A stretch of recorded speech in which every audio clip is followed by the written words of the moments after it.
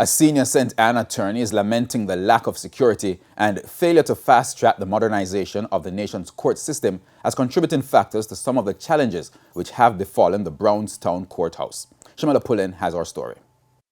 Investigators are exploring several theories, including arsonists being behind the massive fire which gutted the Brownstown courthouse in St. Anne.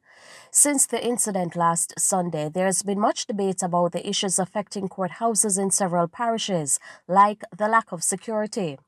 Senior Attorney at Law Linton Gordon is hopeful that the fire serves as an eye-opener and the necessary security measures will be put in place at other facilities.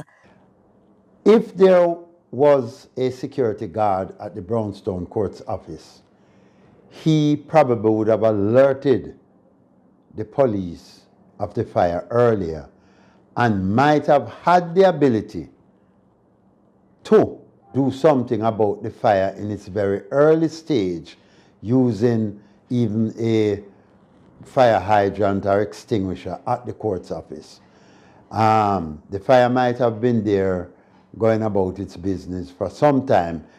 Mr. Gordon says he's been significantly inconvenienced as a result of the blaze. A number of court files have been destroyed, which means there will be delays in some court cases. Mr. Gordon argues that this could have been avoided if the files were digitized.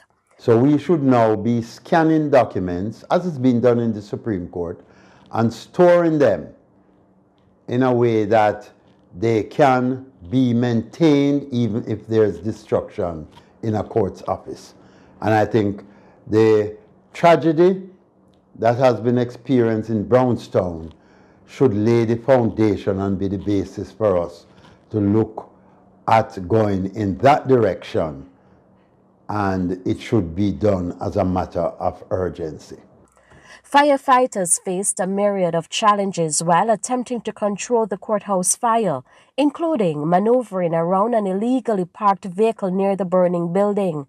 What we need perhaps to do is to go the route which is being tried, maybe to intense it, of public education or a combination of friendly persuasion, public education, and the stick of enforcing the law, meaning persons who obstruct emergency vehicles are dealt with, taken before a judge, and are penalized before the law for doing so.